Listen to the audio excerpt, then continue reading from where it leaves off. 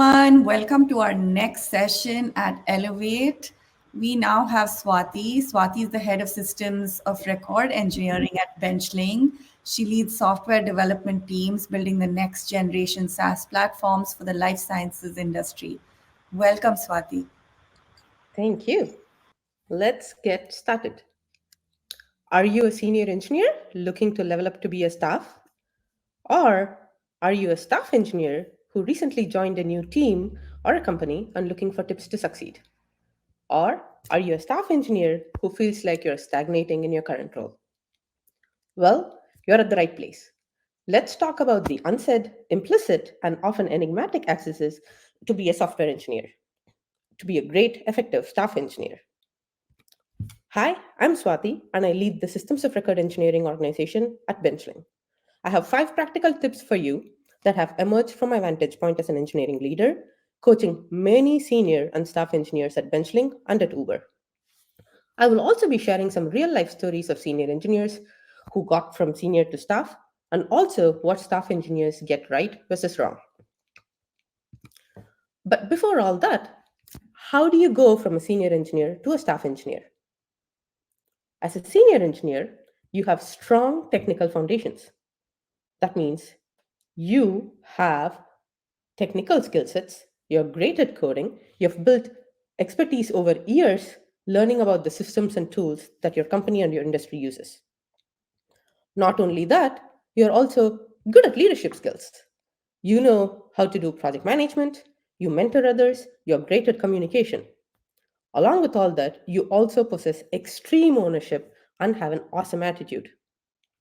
That is, overall, you're great at execution and helping others succeed. But that's not enough. What does it actually take to go from senior engineer to staff engineer? The key part here is the multiplier effect. It's the multiplier effect that sets you apart. That means do whatever you're doing as a senior engineer, but at a much larger scope and scale.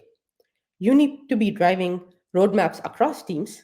You need to be working on impactful and important problems for your business that will actually have a key strategic impact on your team. Not only that, you should have a proven track record of doing all of these 3 things: technical, leadership, and multiplier axis over and over again. So now that you know the basics, let's talk about 5 practical tips. Let's start with a real life example. Let's say H. H was hired as an experienced staff engineer. He got excited, he jumped right into solving problems and proposing technical solutions for the team. Soon, he started becoming the face of the team and represented them to external stakeholders and committed to implementation on behalf of the team. But the folks in the team were not actually happy. The team felt like this newcomer who had just joined had no context and were very skeptical of him being able to represent the team accurately. And they said things like, he doesn't know what he's talking about. He just talks, but I'm the one who's coding away and building things here, so he is taking away all my credit. Also, whatever he's proposing is going to take much longer for us to build. As you see, there's clearly a problem here, but what do you think is the problem? The team did not trust him or his technical decisions. So, my number 1 tip is to build trust. Not building trust is the single most mistake that I see staff engineers make, especially when they are hired into a new team or role or a company. In their mind, they are thinking, you know what, I was actually hired to architect a system, or I was actually hired to play off a product partner. I'm here to actually solve complex problems. And they think about all of this and then jump right into doing that. The key thing here is, yes, you as a staff engineer was hired to do all of that. But that doesn't help you build trust fast with others. The fastest way to build trust is to actually code. Getting your hands dirty means you not only experience the complexities, the intricacies, the tech debt of your tech stack, but you also understand the dynamics of your team. You will also build intuition around what is easy to build versus what's hard to build. More than anything, you signal to everybody that no work is beneath you and you are actually leading by example. So, there are no shortcuts to build trust with fellow engineers than actually rolling up your sleeves and doing what they do on a day to day basis, which is to write code. Once you build trust, obviously the next thing is to carve out your own charter and scope, not just for you, but for your entire team. Unfortunately, no one is going to tell you what to do because you're a staff engineer. You are supposed to do it yourself. But the best way to do it is to look all around you. So, my tip number two is to look right, look left, and to look outside. So, what does that mean? To look right, meaning look at other engineering teams in your organization and look for what are the key business problems that they are not solving. They might be solving hundreds of problems, don't worry about that, but look for one problem that other teams are not solving and go solve that. Or look left, look at your go to market teams, look at your sales teams, marketing teams, even customer support teams, and figure out what pain points are they facing. And also, what is your customer saying about your product?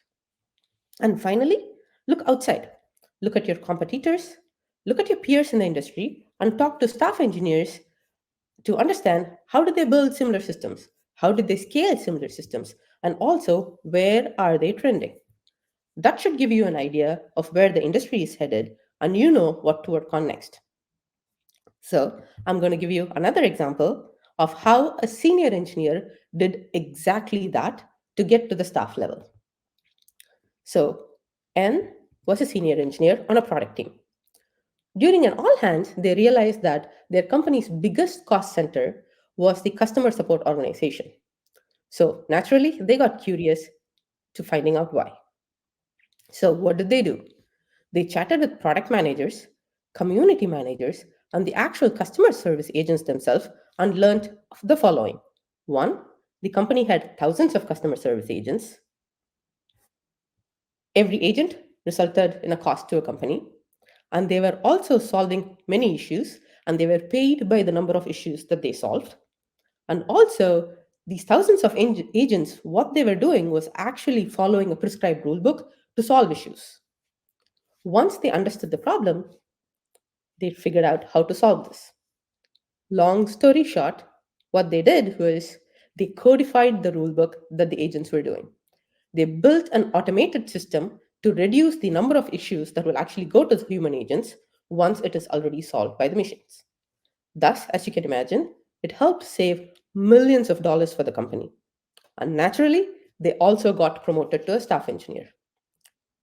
Not only that, they now today actually have their own startup, which does the same thing for many other companies and obviously also leveraging AI. So, first identify an actual problem in your organization or team or business that is worth solving. Once you have found the problem, the next key step is to influence a bunch of people.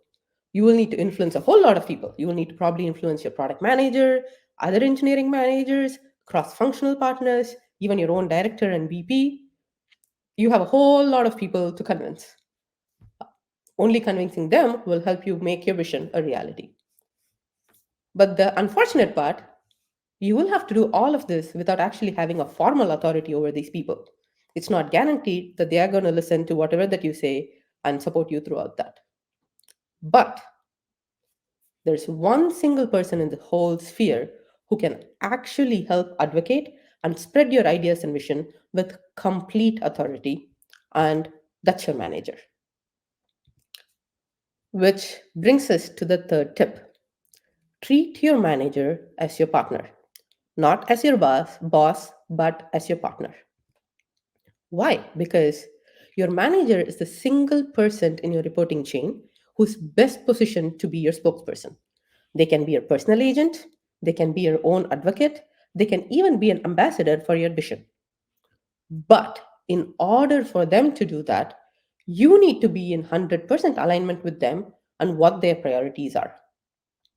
The best way to do that is to negotiate what success means for your role on that team for that quarter. Do not assume what's important. You need to keep negotiating to understand what is important and is that the most important thing for you to work on.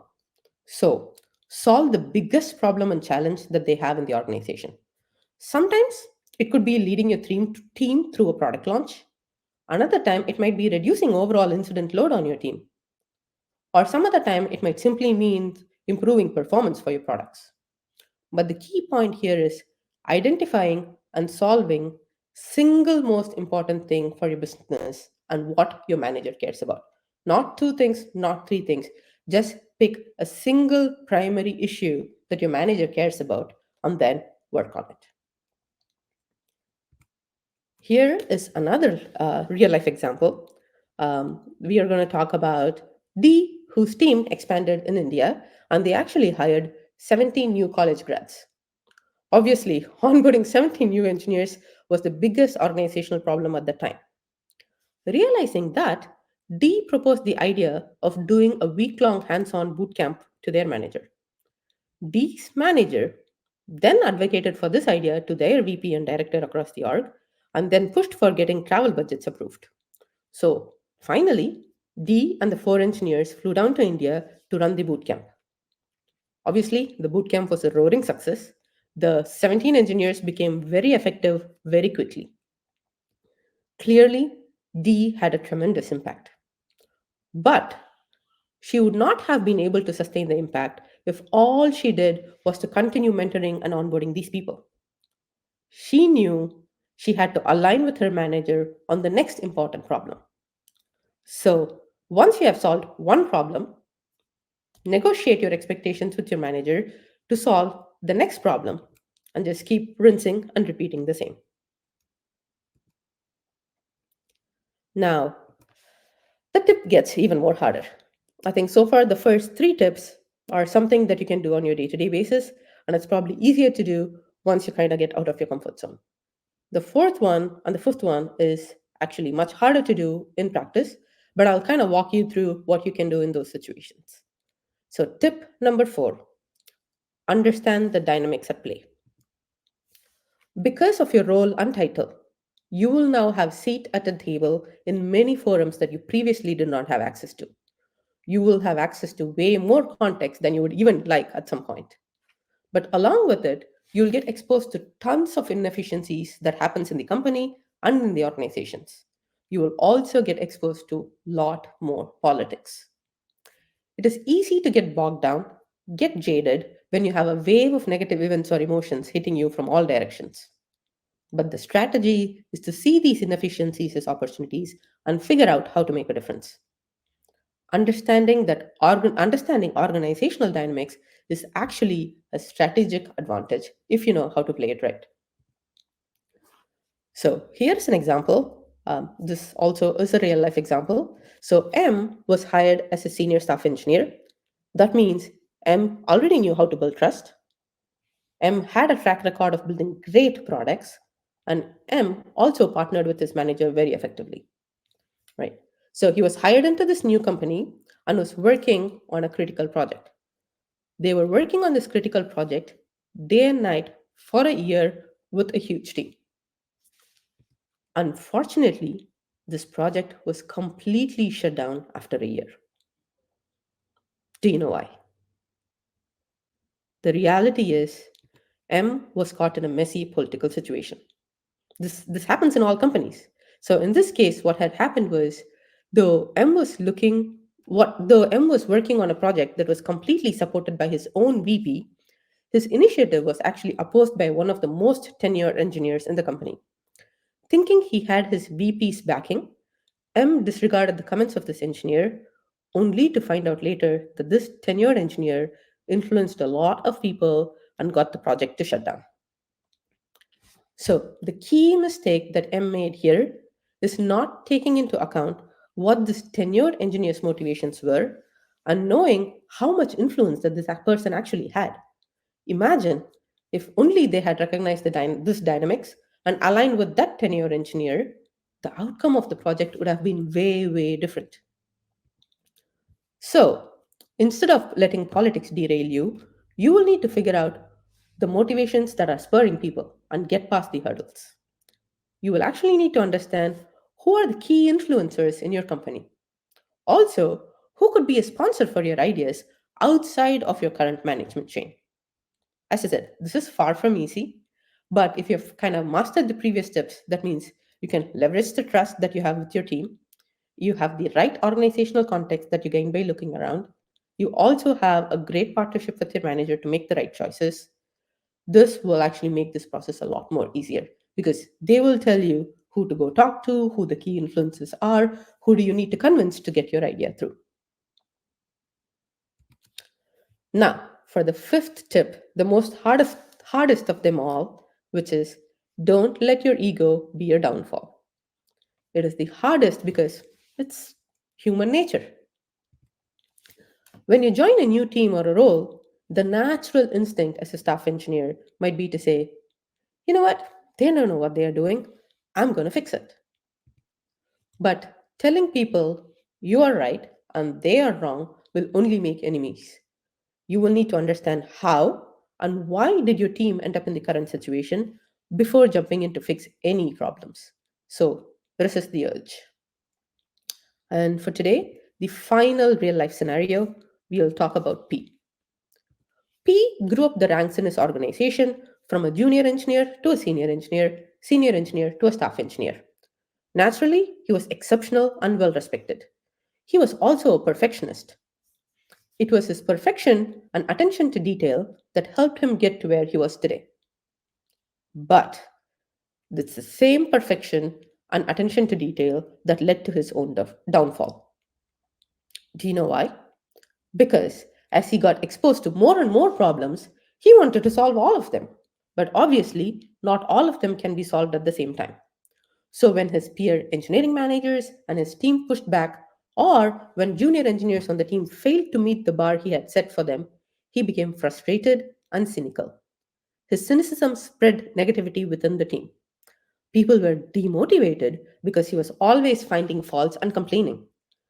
So he became more obsessed with his own principles that he couldn't understand the trade-offs or the actual real business priorities anymore. Naturally, he became jaded, burnt out, and eventually quit the team. Moral of the story, you have limited time, limited energy, and limited focus. So, if you spend all your time and energy focusing on being right and boosting your own ego, you will have less time to be actually effective in doing what is expected out of you. So, trust your instincts, but know when to stand tall and when to yield, because not all battles are actually worth fighting for. Remember, your only goal as either a senior engineer or a staff engineer is to drive value for the business. So, to recap, the unsaid, implicit, and often enigmatic access to be an effective staff engineer can be approached with these 5 tips. 1. Build trust. Look all around you for opportunities. Leverage your manager as your partner. Understand the dynamics at play. And finally, don't let your ego be your own downfall. Thank you. Thank you for your time. If you want to chat more about this topic, you can connect with me on LinkedIn. Benchling is actually also hiring for both senior and staff engineering role. So if you're interested, definitely reach out to me. If you have any questions, we have some time for Q&A, so drop your questions in the Q&A tab. Thank you so much, Swati, for sharing your insights. Have a wonderful rest of your day. I hope you'll get into our other sessions as well. Thank you. Thank you.